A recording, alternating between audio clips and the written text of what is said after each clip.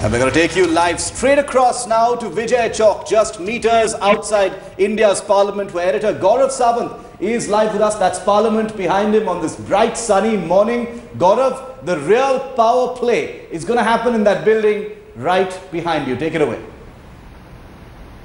Thank you, Shiv. Thank you, Rishika. Hello and welcome to a Headlines Today special broadcast that comes to you from outside the Parliament building. I'm Gaurav Sawant.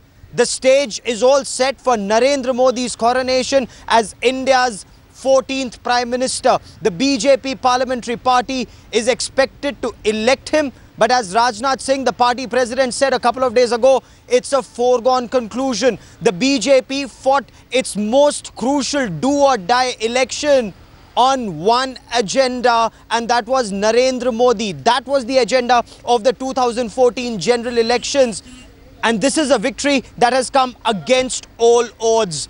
The odds were stacked against him, not just within the party, not just within the alliance. He had to fight opposition within the party, within the alliance, and then the real opposition to then ultimately emerge victorious. And what a spectacular victory it has been for the BJP and the NDA. Its best ever tally.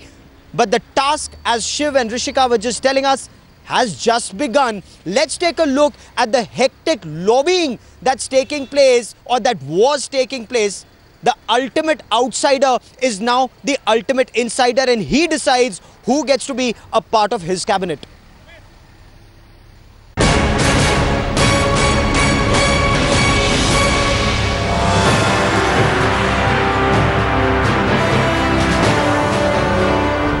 A string of meetings before the government formation.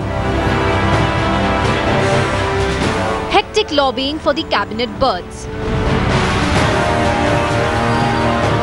On Monday, BJP leaders made a beeline for Rajnath's residence and Gujarat Bhavan, where Modi is currently staying in the capital.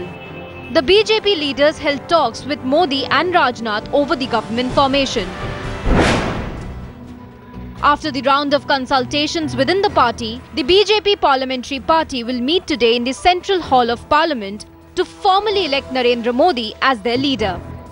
Post his election as leader of BJP Parliamentary Party, the MPs of the NDA allies will meet Narendra Modi and put their final seal on his name. The BJP star leader is also scheduled to meet Shiv Sena chief Uddhav Thackeray. Narendra Modi, along with a delegation of NDA, will then call on President Pranab Mukherjee in the afternoon and stake claim to form the government. Modi will then fly down to Ahmedabad, where he is scheduled to address his farewell rally in his assembly constituency of Maninagar. Narendra Modi is likely to be sworn in as the Prime Minister this weekend. But suspense continues over his cabinet. The PM designate has so far kept his cards close to his chest, and the picture will be clear only in next few days. Bureau Report, Headlines Today. And we'll get you the most comprehensive coverage here on Headlines Today. With me now is our National Affairs editor Javed Ansari. Also with me is Headlines Today's Kamaljeet Kaur Sandhu. Javed, take us through what happens in the Central Hall of Parliament in the next couple of hours for the uninitiated. What's this entire process like? Step 1, Step 2, Step 3 before Narendra Modi is invited to form the next government? Gaurav, this is a part of a well laid down process. The BJP Parliamentary Party will meet to elect Mr. Narendra Modi as their leader. At that meeting, somebody will propose his name. There will be a set of proposers and seconders, after which he will be formally elected the leader of the BJP Parliamentary Party. Thereafter, we are told the NDA will meet and elect and endorse the decision taken by the BJP Parliamentary Party, after which the NDA leaders at 2:30 will go down and meet the President of India and formally inform him that Mr. Narendra Modi has been elected leader of the NDA Parliamentary Party. Thereafter, around 3:15, Mr. Narendra Modi will drive down to Rashtrapati Bhavan, formally stake his claim to form the government. The President will then scrutinize the letters of support that he's brought along with him, and then they will set a date for his swearing in. That's the process that's been always followed, and that's the process that the incoming Prime Minister, Mr. Narendra Modi, is also likely to follow. Gaurav. Okay, and what we are being told by our sources, there are preparations that are already underway in the forecourt of the Rashtrapati Bhavan for that impressive swearing-in ceremony. What we are also being told that the guest list is over 3,000 people. This is, of course, still in the realm of speculation, what sources are telling headlines today. But past 48 hours, intense activity on who will be a part of Narendra Modi's cabinet, who's in, who's out, and who gets what portfolio. Also, there's talk that cabinet will be reject, ministries will be reject. Narendra Modi has hit the ground running. He's already been briefed by the cabinet secretary. He's already been briefed by the home secretary. He's got another briefing on the internal security situation. We'll talk about that in greater detail. But for a moment, let's take a look at the new pecking order in the BJP and what's it expected to be in the government.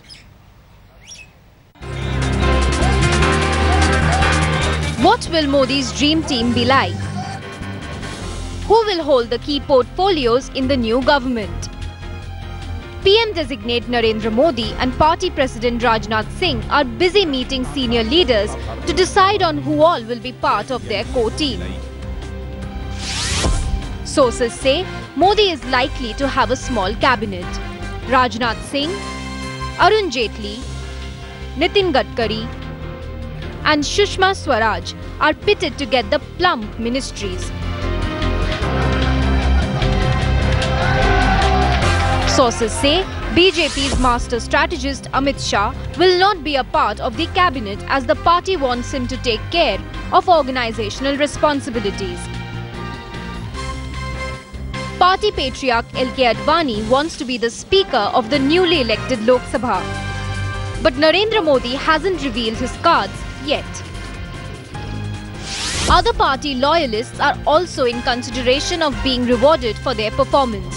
Murli Manohar Joshi, Uma Bharti, Rajiv Pratap Rudy and Smriti Irani could also be included in Modi's cabinet. The BJP, having managed 282 seats alone, is not under compulsion to follow the coalition dharma while accommodating its allies in the cabinet. Sources say that allies having more than 4 seats can be awarded one cabinet berth, but nothing is certain now. The picture will be clear once Narendra Modi reveals his cards. But one thing is certain, that the BJP star leader wants to keep his cabinet short but strong, which is efficient enough to impart good governance. Bureau Report, Headlines Today. And even before Narendra Modi takes over as the Prime Minister, the government has started briefing him. The bureaucracy is already briefing him. He's been briefed by the Cabinet Secretary, he's been briefed by the Internal Security Secretary, the Home Secretary, and he's called for a briefing from all important secretaries on what were things that went right and what were things that need to be rejigged in the new government decisions of the UPA government. Let me bring in Headlines Today's Kamaljeet Kaur Sandhu for more on this. Kamal, home internal security is something that's extremely critical to Narendra Modi's scheme of things. You've been speaking to your sources in the Home Ministry. What transpired in that meeting? Well, that's what we can really tell you at this point of time, that Anil Goswami was summoned by Narendra Modi. He went in there, and before even that meeting took place, Anil Goswami had been taking briefings, presentations from different aspects of the government, from within the Home Ministry, from internal security. So on agenda was Jammu and Kashmir, left-wing extremism, terrorism, and obviously Northeast. These are the priority areas for Home Ministry, including border management. We also saw a certain statement coming from the Pakistan High Commissioner. So Kashmir is going to be a central focal point there. Definitely, he would want to know what is going on. There's also been a talk whether there could be a division of the Home Ministry into internal security and other aspects. But that is actually a matter of speculation at this point of time. So clearly, internal security is going to be high on agenda. We've seen earlier also that Narendra Modi government had hit out at UPA, especially at Manmohan Singh, on being too soft with Pakistan. That obviously as far as internal security was concerned, they were very weak. They did not have organizational structures in place. Yes. So that is the point that Narendra Modi is going to really be making. He's also raised that point of having a better situation, especially on the LOC. So he'll really have to keep up with the promise, and that is why he's meeting not only the Cabinet Secretary Ajit Seth, but also the Home Secretary. He's Keep been tracking taking that story, from Kamal. all I will come back to you for more on that. But for the moment, I'm quickly cutting across to Mumbai. Shiv Sena chief Uddhav Thackeray on his way to Delhi to attend the NDA meeting that takes place right here in Parliament after the BJP Parliamentary Party meet. First, Narendra Modi will be elected as the BJP Parliamentary Party leader, and then he'll also be elected as the NDA chief. And that is something that is very clear, is what BJP insiders are telling us. Uddhav Thackeray on his way to Delhi. Virendra Singh Gunawat joins me with the latest from Mumbai. Virendra, the Shiv Sena was amongst the first to endorse Narendra Modi as Prime Minister, and Uddhav Thackeray's spectacular win after Uddhav Thackeray of the Shiv Sena's spectacular victory performance in Maharashtra. Uddhav Thackeray on his way to Delhi, what did he tell you? Definitely. In fact, Shiv Sena is coming with an agenda. There are two agendas. One is discuss a strategy for the next assembly election, which is very forthcoming in next 2 months, and that need to be worked out in Maharashtra. Amit Shah's strategy, the poll engineering, need to be gathered here in Maharashtra. Second, Uddhav Thackeray would like to discuss the ministerial birth, because he would definitely want to see the winning candidates in Parliament. So he would be asking for some more and more ministerial, both in cabinet and the state ministry. So definitely he'll be coming with a lot of wishes, blessings and everything. But now definitely he has to look forward as well on the assembly election to get that chief ministership position in Maharashtra.